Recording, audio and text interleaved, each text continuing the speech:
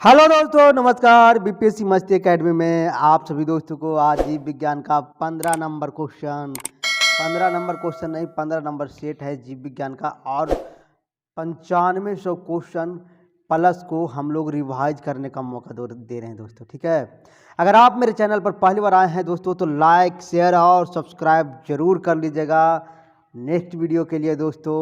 ठीक है, पहली बार आप आए हैं, अगर अच्छा लगेगा तो ठीक है। तो शुरुआत करते हैं दोस्तों। आज का जो पहला क्वेश्चन है हम लोग देखेंगे। ठीक है, देखिए आज का वायु का मुख्य प्रदूषक है। वायु का मुख्य प्रदूषक कौन है? याद रखिएगा, CO है। कौन सा? कार्बन मोनोऑक्साइड इसको बोला जाता है। वायु का मुख्य प्रदूषक है CO। वायु का मुख्य प्रदूषक CO यानी कार्बन मोनोऑक्साइड है। ठोस कार्बन डाइऑक्साइड को शुष्क बर्फ के रूप में भी जाना जाता है। ठोस कार्बन डाइऑक्साइड को क्या कहा जाता है? शुष्क बर्फ के रूप में जाना जाता है। नेक्स्ट क्वेश्चन है दोस्तों, दूसरा नंबर क्वेश्चन हम लोग देखेंगे। ग्रीन हाउस प्रभाव किस गैस के एकमात्र होने से होगा? तो याद रखेगा CO2। किसको? CO2 होने से ग्रीन गैस का प्रभाव होता है ना। ग्रीन गैस एकमात्र होने से होता है। ग्रीन हाउस CO2 के एकमात्र होने से होता है। वायुमंडल में बढ़ती हुई CO2, CO एवं SO2 वायुमंडल की ऊपरी सतह जमा होकर पृथ्वी के तापमान में क्या करता है? वृद्धि करता है। क्या करता है? वृद्धि करता है। ऊपरी सतह पर जमा होकर पृथ्वी के तापमान में वृद्धि कर रही है दोस्तों। इसे ग्रीन प्रभाव कहते हैं। ग्रीन प्रभाव के लिए सबसे अधिक जिम्मेदार कौन सा है? CO2। कौन सा? CO2 है। आगे आते हैं। अम्ल वर्षा में होता है। तो याद रखेगा सल्फ्यूरिक अम्ल होता है। कौन सा? सल्फ्यूरिक अम्ल होता है। अम्ल वर्षा में सल्फ्यूरिक अम्ल H2SO4 के कारण होता है। इससे नाइट्रिक अम्ल, इसके साथ में नाइट्रिक अम्ल HNO3 भी होता है। नाइट्रस ऑक्साइड N2 का हास गैस भी कहा जाता है। कौन सा गैस? हास गैस भी कहा जाता है। 4 नंबर क्वेश्चन हम लोग देखेंगे दोस्तों।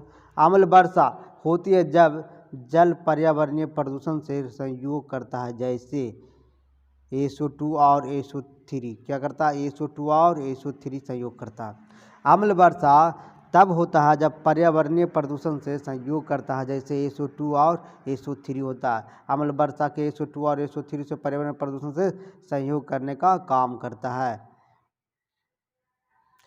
संयुग्म पाया जाता है। तो याद रखिएगा राइजोपस में पाया जाता है। किसमें? राइजोपस। संयुग्म, इसको कॉन्गेमेंट कहा जाता है। स्पाइरोगायरा तथा यूलोथ्रिक्स थैलोफाइट पादप समूह का है। याद रखिएगा, ये वाला ध्यान दीजिएगा। स्पाइरोगायरा तथा यूलोथ्रिक्स थैलोफाइट पादप समूह के पौधे हैं। कौन समूह का? पादप समूह का पौधा है। लाइकेंस बहुत अधिक संवेदनशील होता है। किसके लिए? तो याद रखिएगा SO2 और CO के लिए लाइकेंस बहुत, जहाँ लाइकेंस होगा वहाँ ये सबसे ठीक है बहुत अधिक संवेदनशील में पाया जाता है। SO2 और CO कौन? लाइकेंस बहुत अधिक संवेदनशीलता होता है। 7 नंबर क्वेश्चन हम लोग देखेंगे। गैसोहोल पर्यावरणीय मित्र ईंधन में ठीक है मिश्रण से बनता है। तो किसको किसको मिश्रण से बनता है? तो याद रखिएगा पेट्रोल और इथेनॉल के मिश्रण से बनता है। किसके? पेट्रोल और इथेनॉल के मिश्रण से बनता है। गैसोहोल पर्यावरण मित्र ईंधन में पेट्रोल और इथेनॉल मिश्र ईंधन से बनता है। ठीक है, आते हैं 8 नंबर क्वेश्चन हम लोग देखेंगे। कौन सी गैस वायु को प्रदूषित नहीं करता है? तो याद रखिएगा नाइट्रस ऑक्साइड। कौन सा? नाइट्रस ऑक्साइड करता है। ठीक है, नाइट्रस ऑक्साइड NO2 गैस वायु को प्रदूषित नहीं करता है। ग्रीन हाउस प्रभाव के कारण क्या है? पृथ्वी का तापमान बढ़ रहा है। पृथ्वी का तापमान बढ़ रहा है ग्रीन हाउस प्रभाव के कारण। ग्रीन हाउस प्रभाव के कारण पृथ्वी के तापमान बढ़ रहा है। CO2, CO, SO2 इत्यादि ग्रीन हाउस इफेक्ट के लिए उत्तरदायी है। निम्नलिखित में कौन सा पदार्थ जल में नहीं घुलता है? तो याद रखिएगा D, तेल नहीं घुलता है। जल में तेल जल में घुलता अघुलनशील है। फैट डालडा अघुलनशील होता है दोस्तों। निम्नलिखित में कौन सा साधारण वायु प्रदूषक नहीं है? तो याद रखिएगा हाइड्रोकार्बन नहीं है। कौन सा? हाइड्रोकार्बन नहीं है। हाइड्रोकार्बन वायु प्रदूषक नहीं है। क्लाइमेट शब्द किस भाषा से लिया गया है? तो याद रखिएगा क्लाइमेट शब्द दोस्तों ग्रीक भाषा से लिया गया है। क्लाइमेट शब्द कौन सी भाषा से? ग्रीक भाषा से लिया गया है। ध्यान दीजिएगा। 13 नंबर क्वेश्चन याद रखिएगा, अम्ल वर्षा वास्तव में मिश्रण है। अम्ल वर्षा वास्तव में क्या है? मिश्रण है। तो सल्फ्यूरिक अम्ल और नाइट्रिक अम्ल का, सल्फ्यूरिक अम्ल और नाइट्रिक अम्ल का मिश्रण है। अम्ल वर्षा वास्तव में सल्फ्यूरिक अम्ल और नाइट्रिक अम्ल का मिश्रण है। वायु में सल्फर डाइऑक्साइड का प्रदूषक सूचक है। तो याद रखिएगा लाइकेन। किसका? लाइकेन है। ठीक है। बहुत वेरी क्वेश्चन इंपॉर्टेंट है दोस्तों, आप बने रहिएगा, लास्ट तक देखिएगा। और पहली बार आए हैं तो सब्सक्राइब जरूर कर लीजिएगा। लाइकेन में H2 सल्फर डाइऑक्साइड द्वारा प्रदूषण का सूचक है। लाइकेन बायो है ना, बायो इंडिकेटर जैव सूचक भी कहते हैं। वैसे क्षेत्र नहीं पाया जाता जहाँ वायु प्रदूषण अधिक होता है। लाइकेन क्या होता है ना, जहाँ पे सबसे ज़्यादा वायु प्रदूषण होगा वहाँ पे लाइकेन नहीं पाया जाएगा। याद रखिएगा। ठीक है। 15 नंबर क्वेश्चन हम लोग देखेंगे दोस्तों। धूम्रपान में है ना शरीर ऑक्सीजन की कमी हो जाती है क्योंकि रक्त में ऑक्सीजन तत्व की कमी हो जाती है। रक्त में ऑक्सीजन तत्व की क्या हो जाती है? कमी हो जाती है। ठीक है। धूम्रपान में शरीर ऑक्सीजन की कमी हो जाती है क्योंकि O2 की कमी और CO का मात्रा बढ़ जाता है। कौन सा वायु प्रदूषक का घोतक है? तो याद रखिएगा लाइकेन है। किसका? लाइकेन है। लाइकेन वायु प्रदूषक का घोतक है। कवक लाइकेन, समृद्ध लाइकेन कहते हैं। साइकस के मंड को साबूदाना बनाया जाता है, इसे है ना साइकोपालम भी कहते हैं। शैवाल के अध्ययन को साइकोलॉजी कहते हैं। शैवाल में भोजन को मंड के रूप में संचित किया जाता है। समुद्र में पादप कितनी गहराई तक प्रतिबंधित होता है दोस्तों? समुद्र में पादप 200 मीटर तक गहराई तक होता है। 200 मीटर तक के गहराई तक पादप होता है।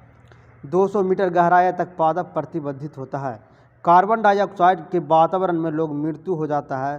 तो याद रखिएगा सही उत्तर हो जाएगा ऑक्सीजन नहीं मिल पाती है। ऑक्सीजन नहीं मिल पाती है।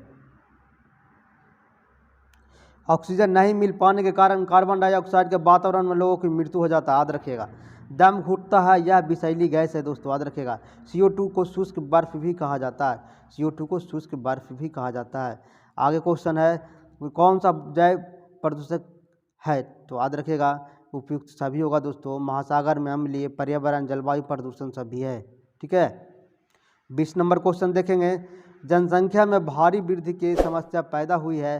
तो याद रखिएगा वायुमंडलीय CO2 को बढ़ता हुआ स्तर ठीक है, वैश्विक तापमान भी ठीक है, प्रदूषण का स्तर भी ठीक है, उपयुक्त सभी। तो D नंबर होगा। ठीक है। 21 नंबर क्वेश्चन हम लोग देखेंगे। यदि विश्व के सभी पादप मर जाते हैं तो सभी पशु भी इनकी कमी के कारण क्या हो जाएंगे? खत्म हो जाएंगे। तो याद रखिएगा भोजन कमी के कारण क्या हो जाएंगे? मर जाएंगे। विश्व के सभी पादप मर जाते हैं तो सभी पशु भोजन एवं ऑक्सीजन के बगैर मर जाएंगे। ठीक है। 22 नंबर क्वेश्चन हम लोग देखेंगे। 22 नंबर क्वेश्चन हम लोग, यदि एक जीवाणु कोशिका प्रति 20 मिनट के विभाजित होती है तो 2 घंटे में कितने बैक्टीरिया बनेंगे? एक जीवाणु कोशिका प्रति 20 मिनट में विभाजित होता है तो 2 घंटे में कितने बैक्टीरिया बनेंगे? तो याद रखिएगा 64 को बनेगा। कितना? 64 को बनेगा। एक जीवाणु कोशिका 20 मिनट विभाजित होता है तब 64 बैक्टीरिया बनेंगे। 23 नंबर क्वेश्चन हम लोग देखेंगे। कौन सा बीमारी वायु प्रदूषक के कारण नहीं होता है? अरे धोने नहीं कुछ होगा जी, निमोनिया होता है। कौन सा होता है? निमोनिया। वायु प्रदूषण के कारण नहीं होने वाला रोग, जैसे देखिए अस्थमा, जिसको हम लोग दम्मा बोलते हैं। क्या बोलते हैं? दम्मा नामक रोग एस्पेजिल फ्यूगोटिस नामक रोग से होता है। कवक से होता है। ये रोग को फेफड़ा प्रभावित करता है। कौन सा? दम्मा है ना। निमोनिया डिप्लोकोकस निमोनी नामक जीवाणु से होता है। इस रोग से फेफड़ा प्रभावित होता है। तपेदिक और क्षय रोग माइक्रोबैक्टीरिया ट्यूबरकुलोसिस नामक जीवाणु से होता है। ब्रोंकाइटिस रोग फेफड़ा से संबंधित रोग है, श्वास नाली का सूजन करता है दोस्तों। जब आँख में धूल पड़ जाती है तो उसका कौन सा भाग सूजकर लाल हो जाता है? तो धीर पट्टल हो जाता है। कौन सा? धीर पट्टल हो जाता है। धीर पट्टल आँख में धूल पड़ जाने के कारण क्या होता है? लाल हो जाता है। आते हैं वनस्पति इनके अवशोषण से प्रभावी होते हैं, तो याद रखिएगा प्रदूषण गैस प्रभावी होता है। कौन सा गैस? प्रदूषण गैस प्रभावी होगा। वनस्पति प्रदूषण गैस में रक्त आवृत्ति ध्वनि के अवशोषण होता है। इन्हीं कारणों से पौधों को सड़क, रेलवे लाइन, हवाई अड्डा आसपास लगाया जाता है। अब आते हैं 26 नंबर क्वेश्चन हम लोग देखेंगे। लाइकेन्स में सबसे अच्छे प्रदूषक कौन है? तो याद रखिएगा वायु प्रदूषक है। कौन सा? वायु प्रदूषक है। लाइकेन में सबसे अच्छे प्रदूषक कौन सा? वायु प्रदूषक है। राष्ट्रीय पर्यावरण इंजीनियरिंग शोध संस्थान कहाँ स्थित है? तो नागपुर में स्थित है। कहाँ? नागपुर में स्थित है। याद रखिएगा दोस्तों, नागपुर में पर्यावरण इंजीनियरिंग शोध संस्थान स्थित है। इंडियन सिक्योरिटी पुणे में स्थित है। याद रखिएगा, ये सब वेरी वेरी इंपॉर्टेंट क्वेश्चन। केंद्रीय औषधि अनुसंधान संस्थान वनस्पति लखनऊ में स्थित है। औषधि देखिए, याद रखें औषधि वाला और वनस्पति वाला लखनऊ में होगा। ठीक है। भारतीय मौसम विज्ञान संस्थान और अखिल भारतीय आयुर्वेद संस्थान नई दिल्ली में। मौसम बनाओ दिल्ली जाओ, अखिल लगाओ दिल्ली जाओ। ठीक है। 28 नंबर क्वेश्चन हम लोग देखेंगे। ठीक है, बने रहना है। भूमिगत जल को दूषित करने वाले अजैविक प्रदूषक है, तो याद रखिएगा आर्सेनिक है। कौन सा? आर्सेनिक है। आर्सेनिक क्या करता है? भूमिगत जल को प्रदूषित करने का काम करता है। ठीक है। 29 नंबर क्वेश्चन हम लोग देखेंगे दोस्तों। निम्नलिखित में कौन सा एक प्रभाव विरंजक सबसे अधिक प्रभावी है? तो याद रखिएगा सागरीय जल का समान तापमान। सागरीय जल का समान तापमान प्रभावी है। ठीक है।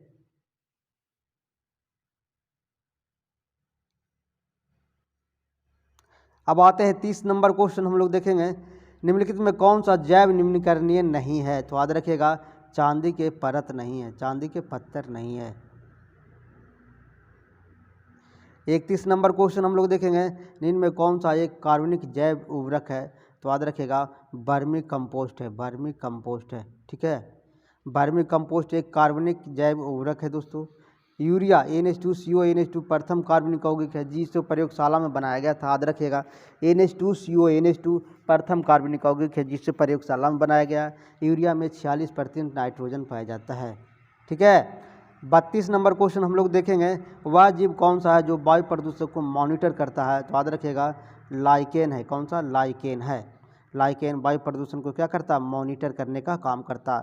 धान के खेतों में कौन सा गैस मुक्त होता है? तो याद रखिएगा CH4, जिसको हम लोग मीथेन बोला जाता है। CH4 क्या होता है? मीथेन। NaCO2 को कार्बन डाइऑक्साइड। धान के खेतों में CH4 गैस मुक्त होता है। H2S हाइड्रोजन सल्फाइड सड़े अंडे की तरह गंध होता है। NH3 अमोनियम के कारण मानव मूत्र में विशेष प्रकार का गंध होता है दोस्तों। ठीक है। 34 नंबर क्वेश्चन हम लोग देखेंगे। कौन सी गैस पादप ग्रीन हाउस के लिए मुख्य रूप से उत्तरदायी है? तो CO2 है। कौन सा? CO2 है। Green house CO2 carbon dioxide का उपयोग होता है सूर्य किरणें की प्राप्त। इसे ध्रुवित खेती के नाम से जाना जाता है। ठंडे प्रदेशों में इसे उपयोग किया जाता है। वे सूक्ष्म श्वसन जो मनुष्य के श्वास लेने के लिए वायु की गुणवत्ता को कम करता है किस श्रेणी में रखा जाता है? तो याद रखेगा PM2.5 श्रेणी में रखा था।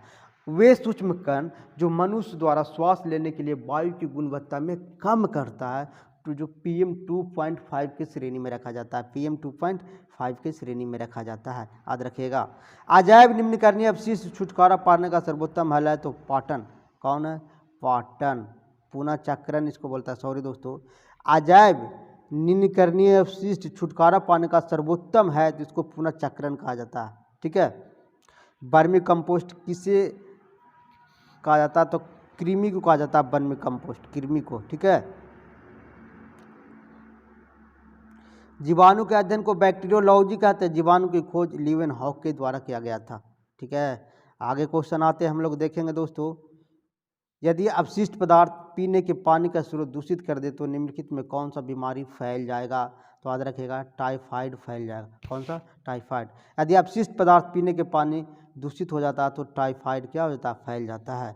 टाइफाइड फैल जाता है। स्कर्वी समझिएगा, स्कर्वी विटामिन C की कमी होने वाला रोग है। टाइफाइड साल्मोनेला टाइफी नामक जीवाणु से होता है।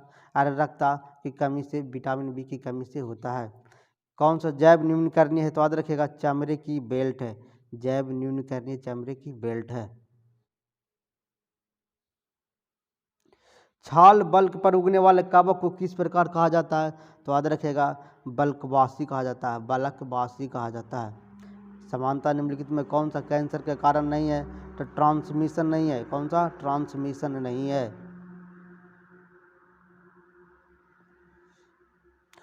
ट्रांसमिशन कैंसर का कारक नहीं है।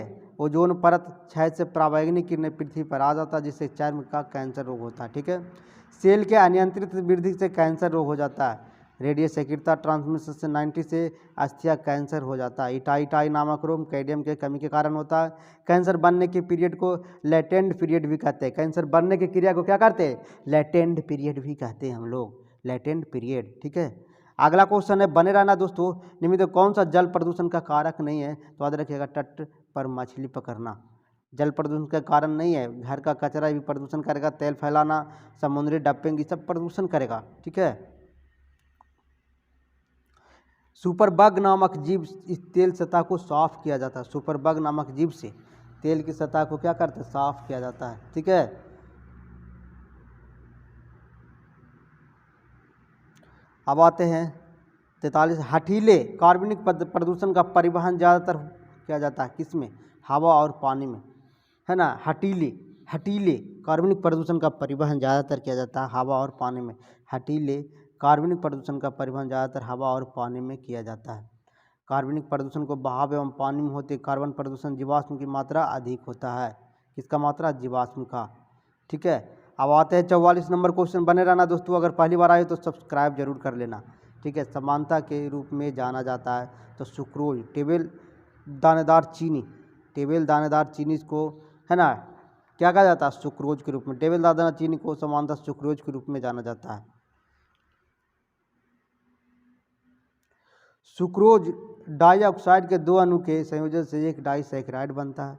मल्टोज लैक्टोज डाइऑक्साइड होता है। ग्लूकोज और फ्रैक्टोज सुक्रोज से बनता है। ग्लूकोज और ग्लूकोज से मल्टोज बनता है। ग्लूकोज प्लस ग्लूकोज से मल्टोज बनता है। बायोगैस में किस प्रक्रिया का माध्यम से उत्पन्न होता है? तो याद रखिएगा दोस्तों अवायवीय किण्वन के प्रदूषण से होता है। अवायवीय किण्वन से बायोगैस अवायवीय किण्वन प्रक्रिया के माध्यम से उत्पन्न होता है। गीले गोबर के सड़ने पर ज्वलनशील मीथेन गैस बनते हैं। इसमें मुख्यतः CO2 का काम करता है। बायोगैस का ऊष्मीय मान क्या होता है? 1100 से 1750 किलो कैलोरी होता है। बायोगैस का ऊष्मीय मान 1100 से 1750 किलो कैलोरी होता है। कांच एवं इस्पात उद्योग में इसका प्रयोग ईंधन के रूप में होता है। जल गैस का उपयोग हाइड्रोजन अल्कोहल के निर्माण में होता है। बायोगैस में मीथेन की मात्रा कितना होता है? 75%। याद रखेगा बायोगैस में मीथेन की मात्रा 75% होता है। ठीक है दोस्तों, बने रहना चैनल पर, है ना। लास्ट हो गया तो अगर आपको अच्छा लगे दोस्तों कम से कम ज़रूर रिवाइज कर लीजिएगा। थैंक यू दोस्तों। नेक्स्ट वीडियो में मिलेंगे। अगर पहली बार आए तो ज़रूर सब्सक्राइब